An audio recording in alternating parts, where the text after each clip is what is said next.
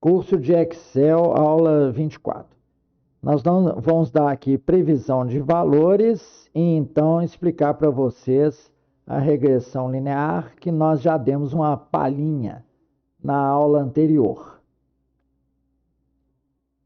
Bem, o que quer dizer isso? Vamos novamente relembrar esse gráfico. Vamos supor que a gente tem uma função a princípio linear, né? E o fenômeno, ele tem alguns desvios, o fenômeno que ocorre.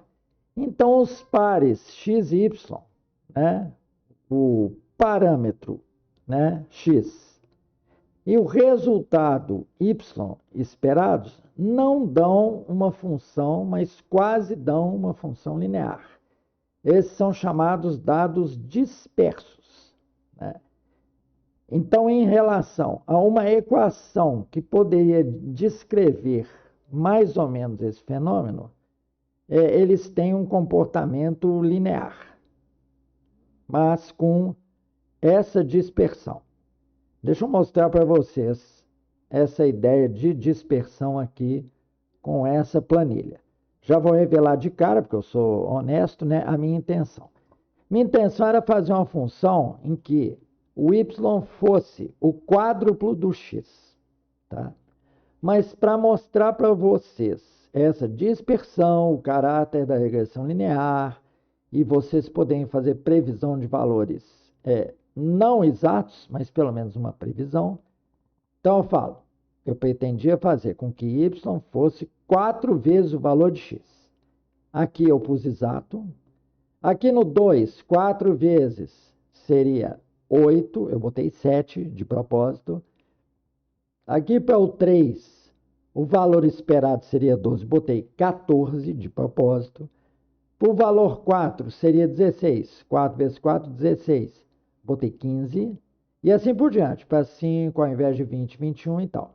Então, eu fiz intencionalmente para mostrar que a equação que vai descrever isso daí é próxima de algo como y igual a 4x, correto?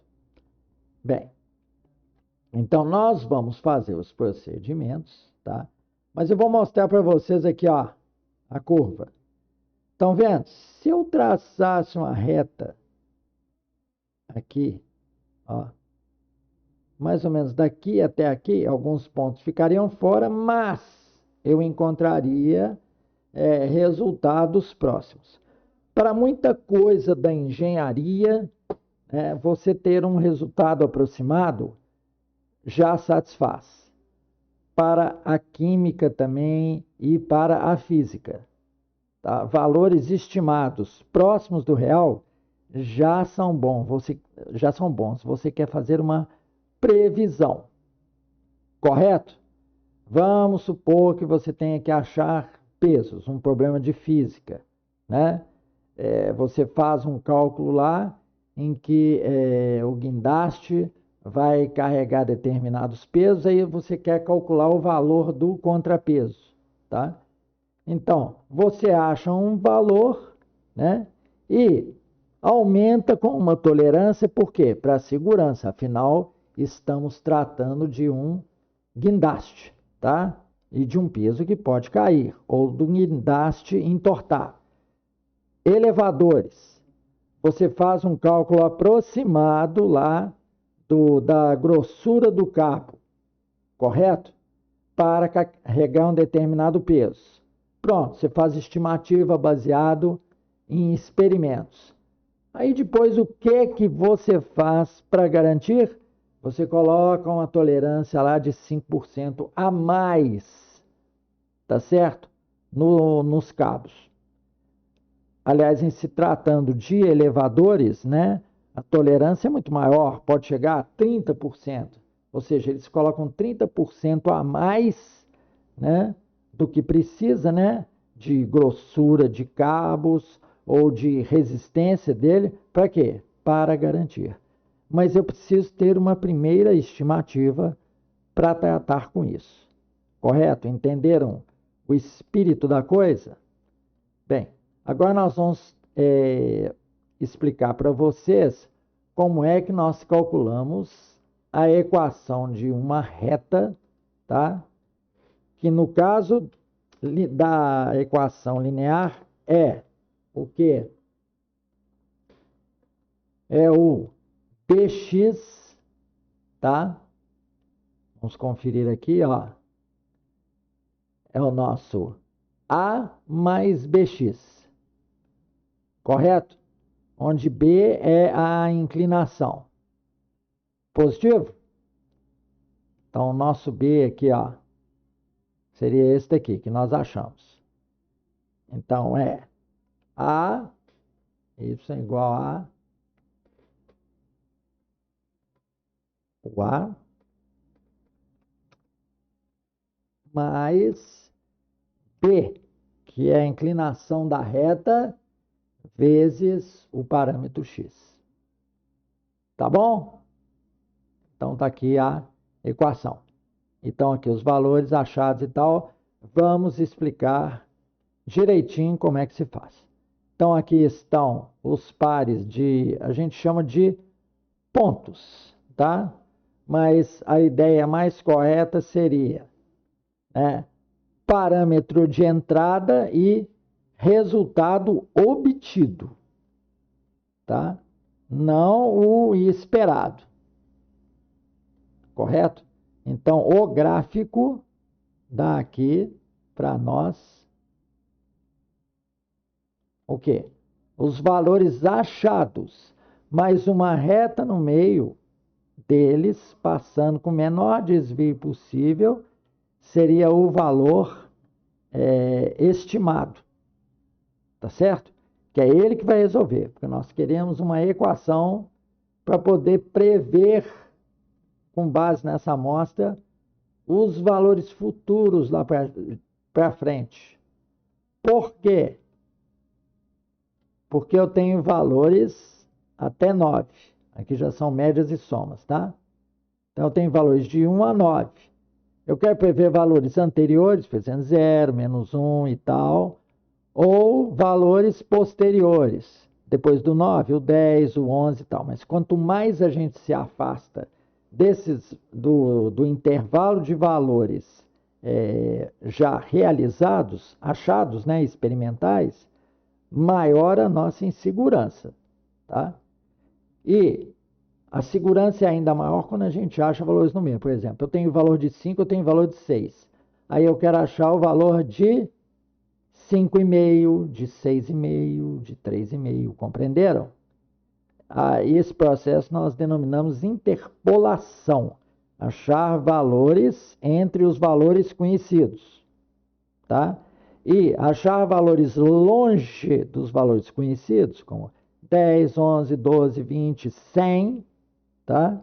Seria extrapolação, tá? Você já deve ter ouvido em muitas discussões, quando a pessoa sai muito do assunto, fala, não, você está extrapolando do assunto, tá? Então, vamos ver agora como conseguir matematicamente esses coeficientes. Bem, nós vamos começar com algumas providências simples, que é tirar a média dos valores de x.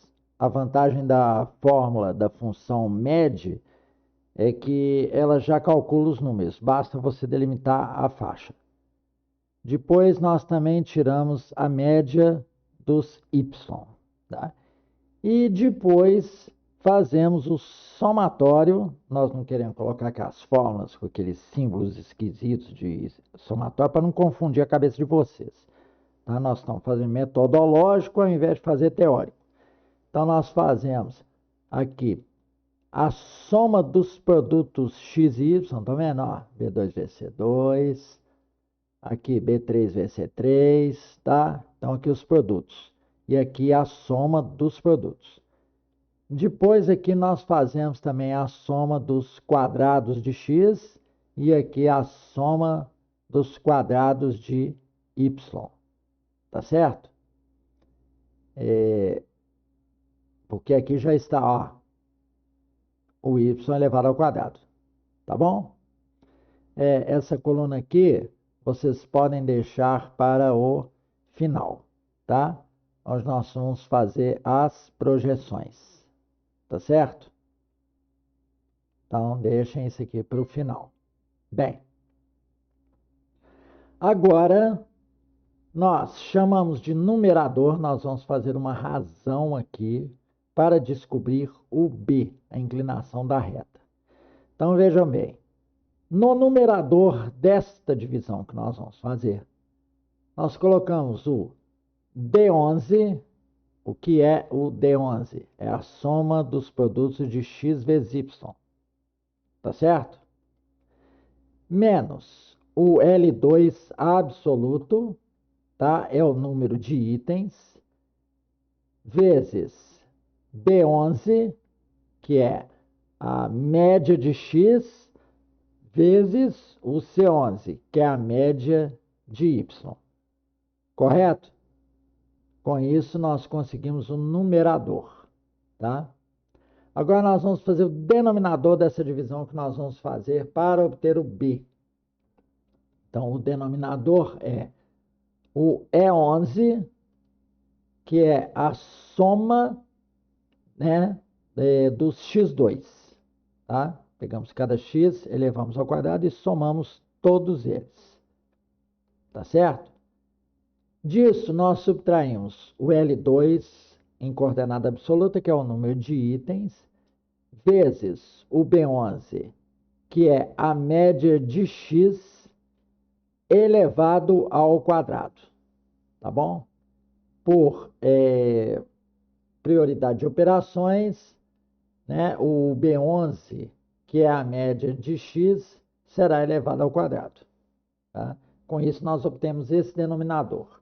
O B, a inclinação da reta, é o numerador dividido por denominador. Então, colocamos de forma metodológica, correto? Para vocês não ficarem presos à forma, ficarem todos confusos. Então, essa planilha vai ser tipo um molde, um modelo para vocês fazerem. E depois o coeficiente dessa reta, ó, y igual a mais bx. Já fizemos a inclinação, que é o B. Como que será o A? Muito simples. O A é a média daqui da coluna C, que é a média de y, tá certo? Média de y, menos um número de itens, estão vendo? J2 em referência absoluta, tá? É o nosso B, tá? Agora é o B. Vezes o B11, que é o quê? A média de x, tá bom?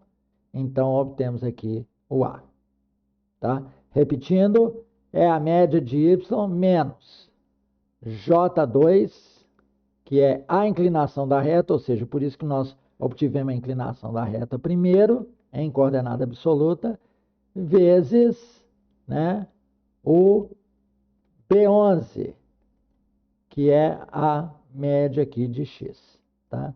Então, obtivemos a equação da reta.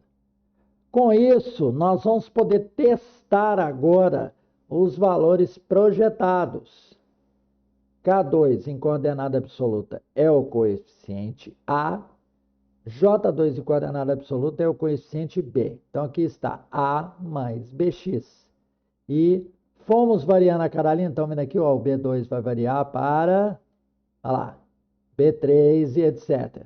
Nós estamos conferindo, com esta fórmula agora, ela dá os resultados aproximados que nós desejamos, né, das projeções.